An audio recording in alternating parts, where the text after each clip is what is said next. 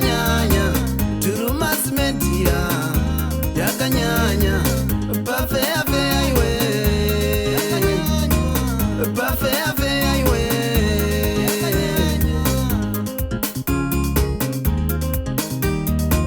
Drewmas media yakanyanya Drewmas media yakanyanya Pafea fea iwe Pafea fea iwe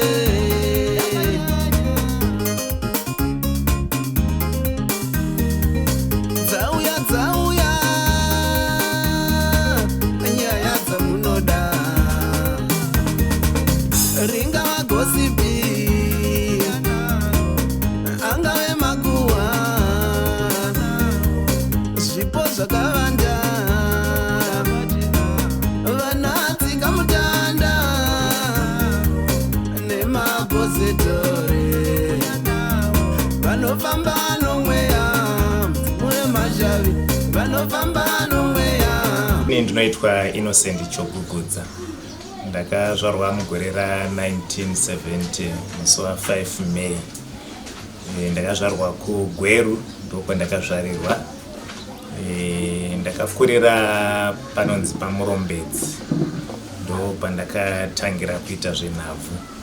Ndiri pamurombedzi ndinonga ndiri grade 5. Ndaimboda kuzama kuita zvemagitare. Ndava pamurombedzi pane resident band irana Big Tembo.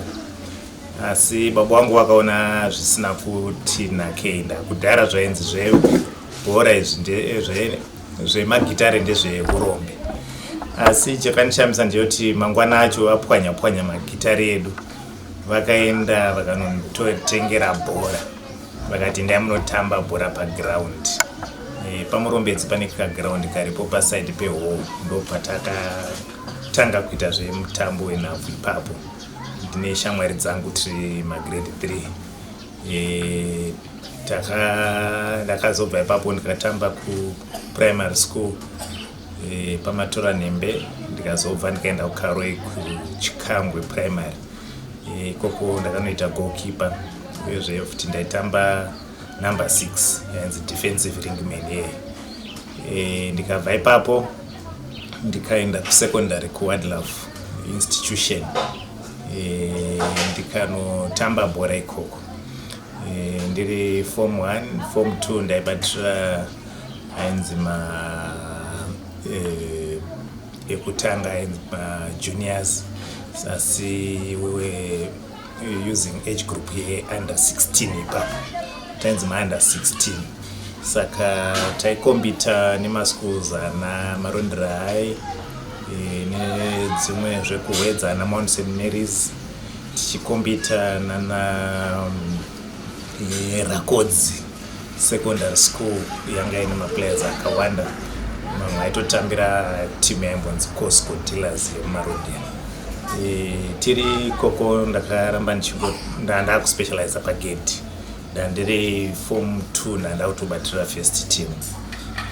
Form 3 ndichibatira first team up to form 4 ndinda ndato the main goalkeeper. Ndo pakanyanya kubuda interest yangu yepagedhi.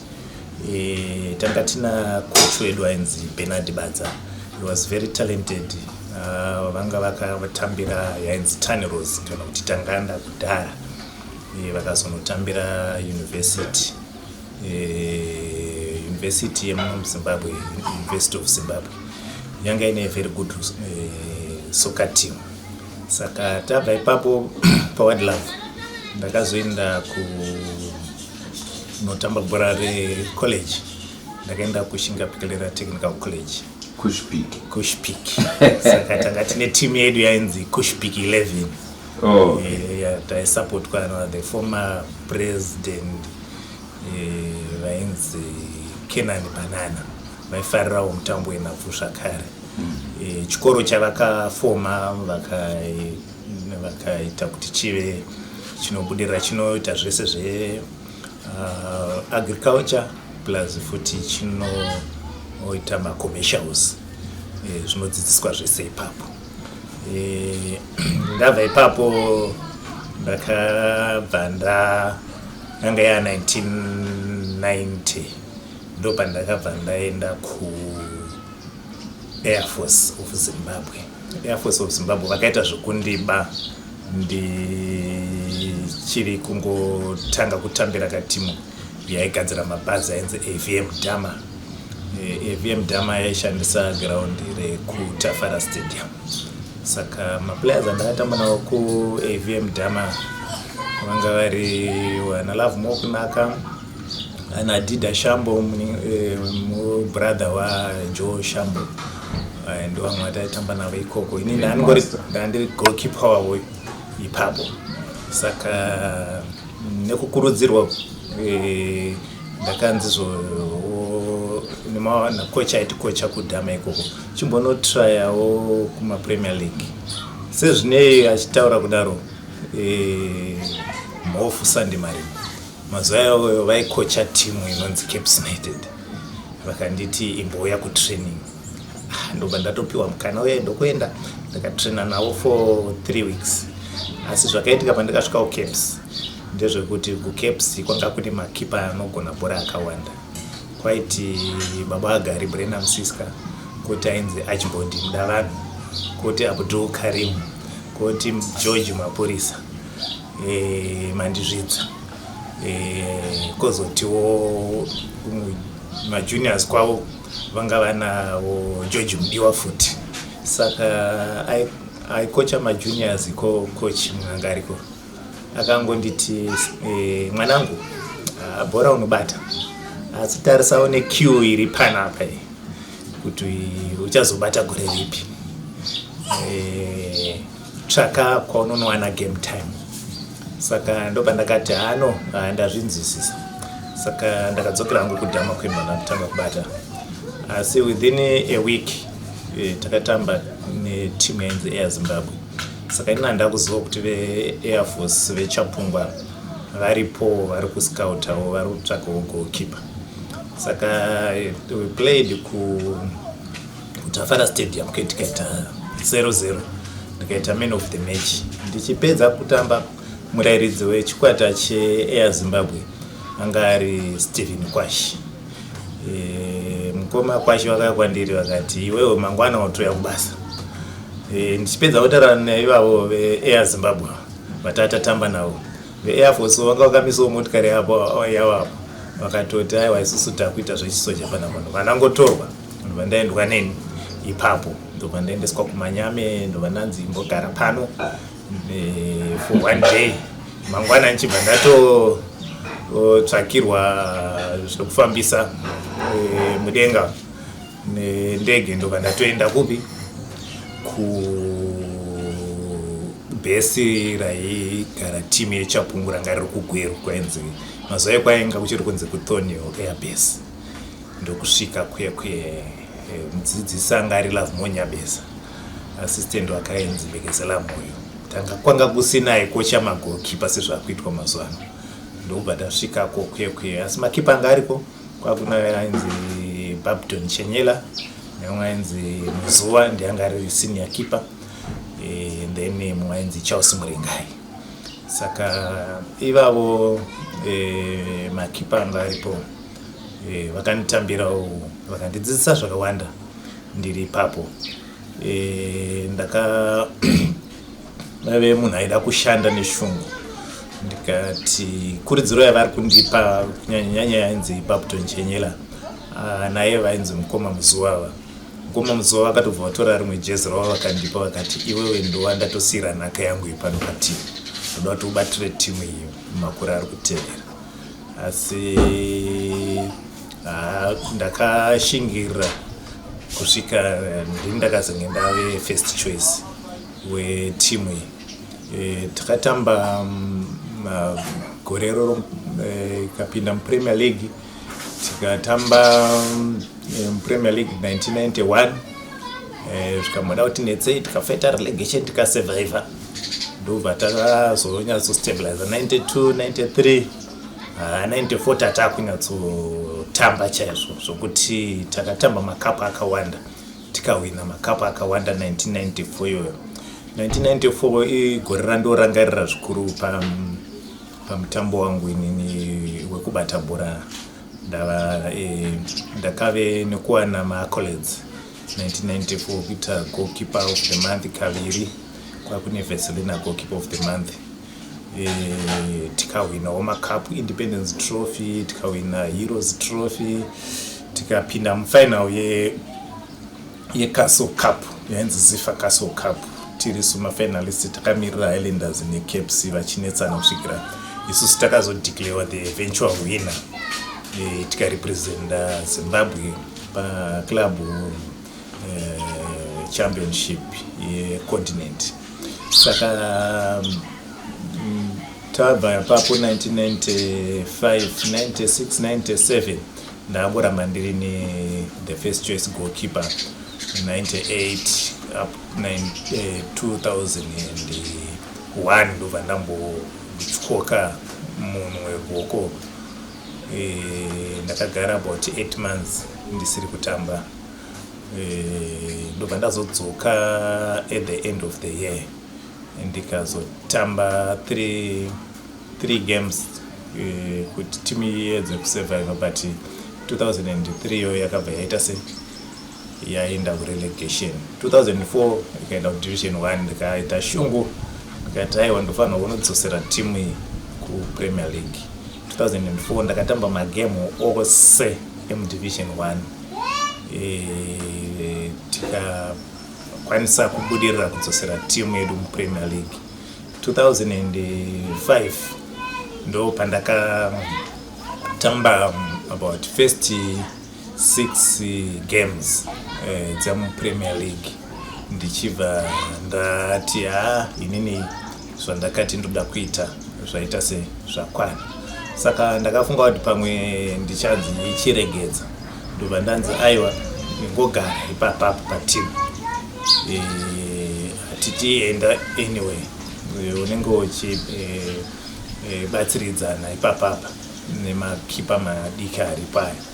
Saka ipapo makipa anga aripo pana Brighton Muchambo, ndiye mwanga aripo ipapo ndetanotora zvakare muno wake Jura Muchambo, tamutora zvakare kuti atijoine na mumwenzi Tapiwa Mafunga. Saka inini ndakabva ndazoita mumwe goalkeeper wechifo ipapo. Asi after about 2 months tanga tapakati peseason, chiro munge ndati inini zvakwana, ndobva ndatonzi iwewe chitotora timu ukoche chienda chitoita zvecoaching. Inini ndagara hangu ndichiita makosi angu ecoaching, asi ranga risiri basa nyore roti ndinoita coach ipapo. Ndakave nekuzvitambira hangu sezvo zvanga zviri zvebasa, asi rombo randakaita musi wandapiwa basa iroro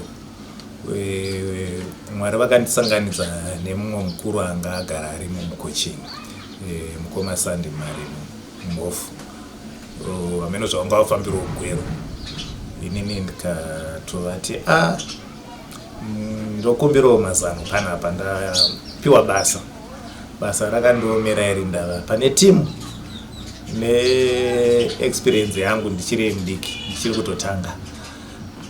Ndozvifambisa sei? Vakanditi usatya, zvinhu zvese zvinopa zvinotangira. Iwewe gadzira shepa timu yako kudefense for this match yawakatarisana nayo.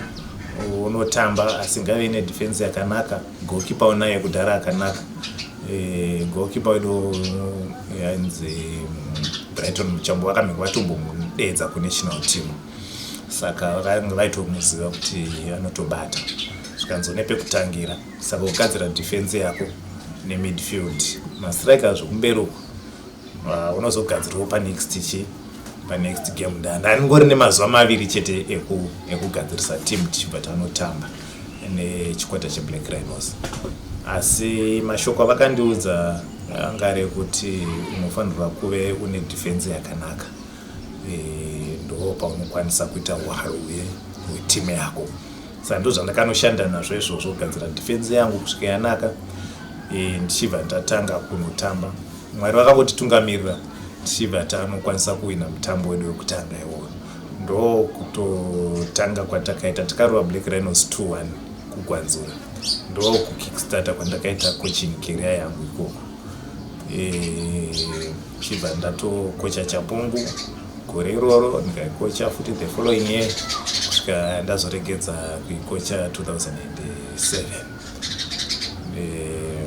After 2007 ipapo ndabva kuChapungu ndakabva ndazarurwa mukana wekuenda kunoshanda nema-national junior teams. Rombo rakaitika nderoti ndakakwanisa kunoshanda nacoach Rod Hohlakaba kuunder 17 kubva gore iroro ra2007 tikashanda kusvika taqualifya timu yedu iyoyoyo kuti ikwanise kuenda kuAlgeria na 2009. Tikaenda kuAlgeria tikanotamba ikokoko tikadzoka. After that ndakabva ndasumudzirwa ndikaiswa kuma-under 20 yanga ya 2010 2011 ndandiri kuma-under 20 ndanda kushanda nacoach Taurai Mangwiro. Asi kashandiro kedu taingoshanda takati coach Hlakama, coach Taurai Mangwiro tishandidzana nema-under 20 nema-under 17. Ndakuma-under 17 ndichiriko ndisitaipa ma-players ku-under 20. Taku-under 20 nacoach Tau taipiwawo macoach ma-players veku-under 17 avo. Saka kushandidzana kwacho kwakaita kwemakore akatoti 1 day takadaro kusvikawo at club level. Coach Hlakama vakazonge vakushanda nacoach Tau. Ininiwo ndakazopedzisira ndakushanda nacoach Tau Mangwiro tikakocha Triangle for about 5 years kubva 2017 kusvika 2022. Ndo ndisati ndazosiya ikoko ndakuya kuzojoina Greenfield kwandave mazuva ano. Ndo profile yangu ye-playing and coaching.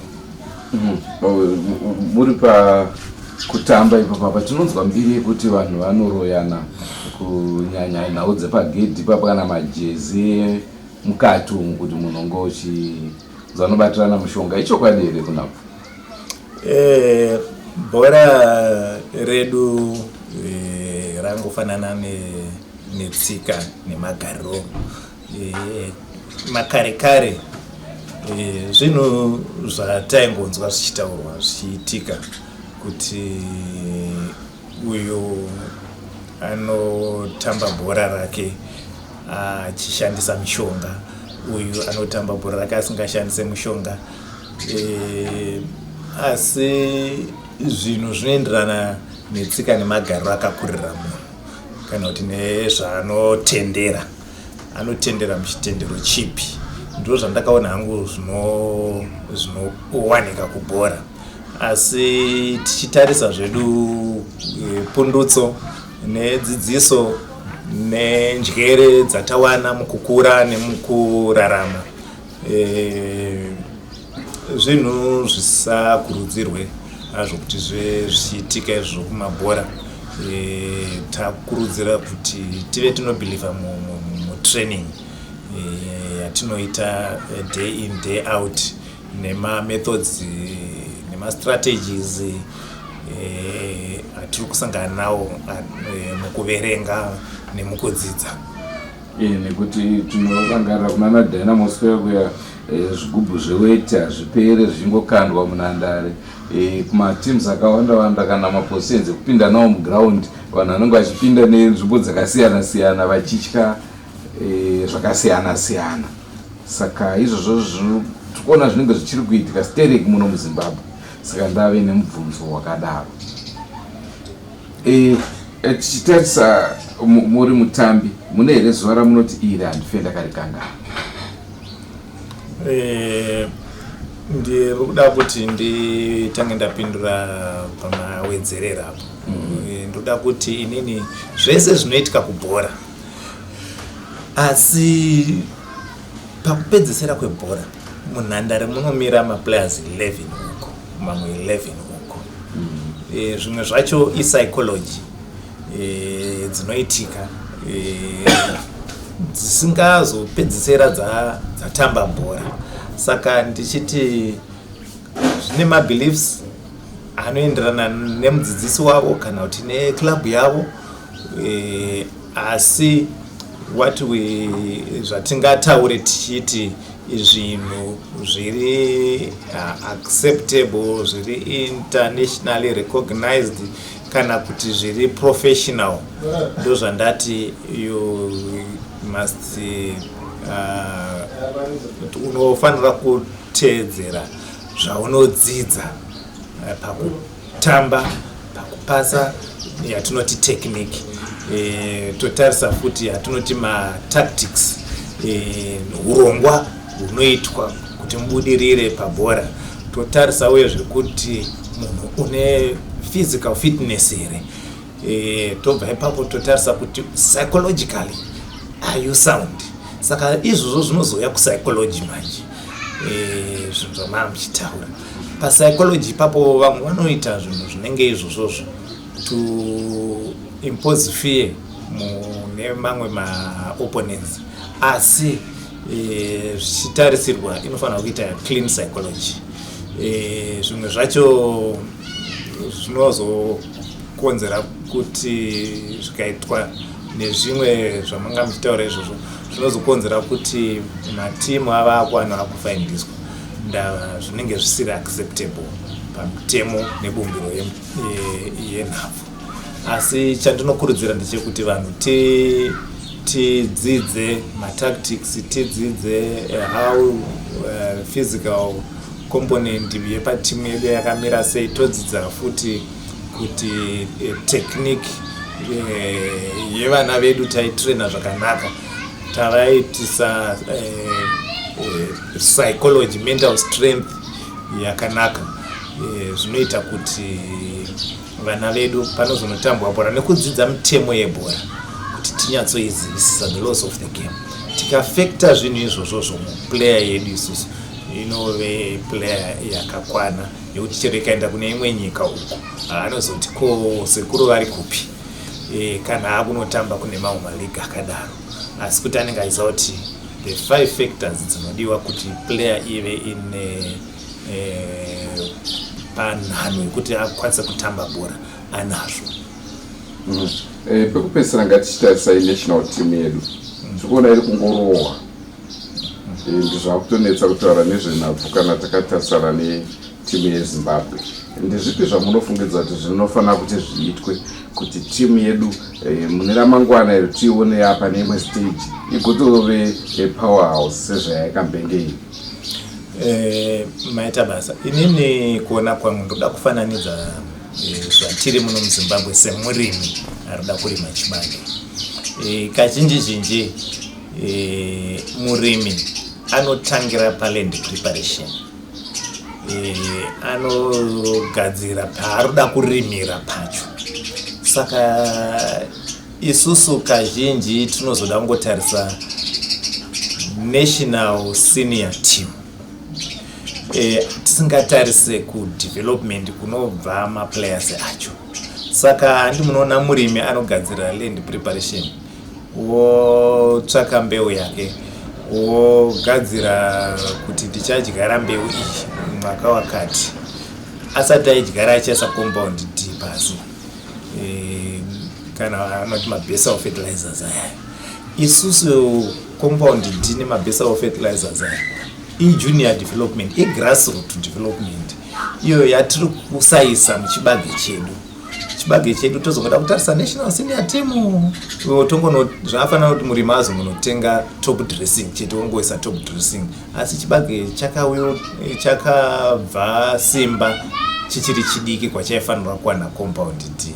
Saka tikasadzokera kugrassroot toisa mastructures each province. Muno muZimbabwe munga tine 10 provinces, tikati each province yowana structure yekuti mune school of excellence, uyezvewo ine district team, ine provincial team, at each level ye under 11, 13, 15, 17,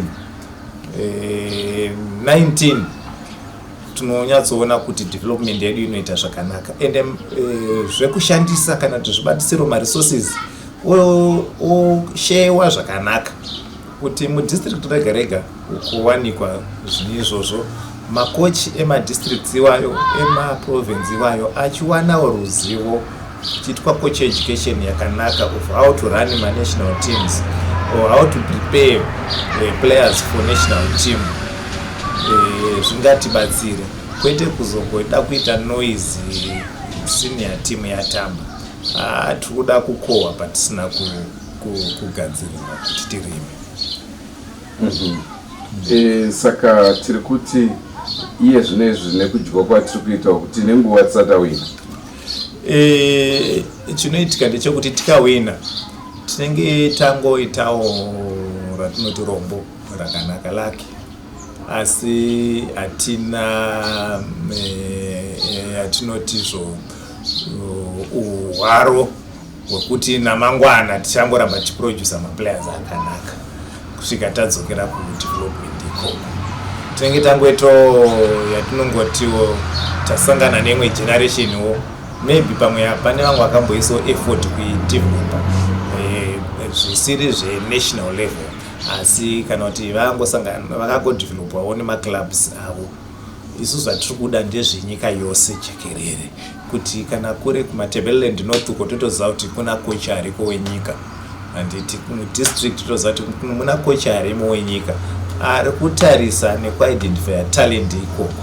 Ndava chinoitika ndechekuti zvinhu zvese zvese ndezveadhoc kana ndichiti ndezveadhoc ndezvezvino kuti pari zvino izvozvi kurutodiwa timu pari zvino izvozvi kutodiwa timu yechani ende kwakati asi hapana akambodzika kuzasi kuti anoselecta kudistrict kuti aone kuti hakuna here vana vekuti tikaisa mukempi for 3 weeks tichivadzidzisa technique. Vana ava vane chipo chatinokwanisa kuti tibuditse mavari.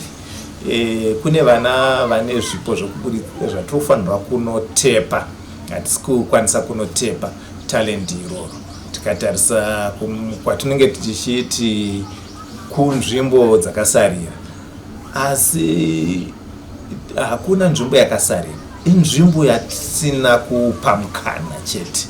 Nzvimbo inenge ine hakuna kuti unosvika kunzvimbo ukanzi hakusi kutambwa bhora rinenge ichitotambwa asi kuti harina zvikwanisiro zvakakwana uyezve harina vanhu vari kuisa ruzivo mariri rwakakwana uyezve hamuna vanhu vari kuramba vachiongorora kuti vana vari apa ngavachisumudzwa vaiswe apa.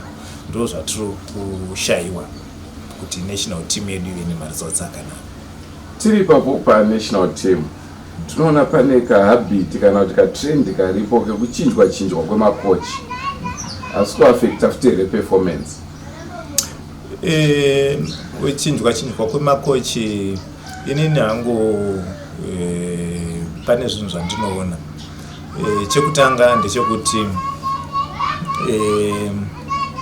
pane chero chingave chikoro haungamboswi kuti mwana ticha mwana ari kuda kunyora form 4 ane 4 years dzekunyora form 4. AFCON yedu isusu ndoitora saizvozvo kuti taimboitamba after 4 years World Cup ndoitora saizvozvo. Form 5 form 6 ndoitora seAFCON. Mwana wedu aroda kunyora form 6 moti first 6 months mamupa mumwe teacher, next 6 months mamupa mumwe teacher, the other 6 months mumwe teacher. Panonopera 2 years dzeform 6 dzake hapana chaanokwanisa kubura ndama teacher aita se anenge achingowandisa uyezve dzidziso dzinoya dzakasiyana mafilosofi anoya akasiyana maapproaches anoya akasiyana makocha acho iwayo ndichiona hangu mamwe anenge akatrainwa kwakasiyana chero filosofi yemuno muZimbabwe kuti tichiziva kuti ndeipi hatichazivi, style yemuno muZimbabwe tichiziva kuti ndeipi hatichaziva. Tinongoita bhora rekungotora iro neiroro uko nouko, asi redu chairo chairo kuti tizive kuti ndeiri topedzisira tisisaziva. Tochiona zvakare pane panombohaiwa makochi evarungu ende toona anenge akadirwa mari emunomo anenge asina mari. Hazvisi zvinoafekta futi here nhabvu izvozvo? Zvinoitika ndezvokuti ndine urombo kuzvitaura hangu, asi vanhu hatitembe zvatiri uyezve hatisimudzirani pachezvedu, hatisapotani pachezvedu. Pakanzi paiswa murungu apo vanhu vese vanomhanyira kunosapota, asi pakaiswa wemuno weganda redu iri tine kakusorana katinako, asi kusvikira panopera kakusorana ikako ndo patinoona kuti tinokwanisa kuve tichisimudzirana zvakanyanya. Pane nyika dzandinotoziva inini dzakasimudza maAFCON aya dzichikochwa nevana veimomo. Zvaizvo izvi Ivory Coast yakatosimudza AFCON ichikochwa nemwana weimomo. Tichazoonana nerimwe zuva hama dzangu, ini ndokuenda kubasa kwangu. Iwe makiwe mkaranga,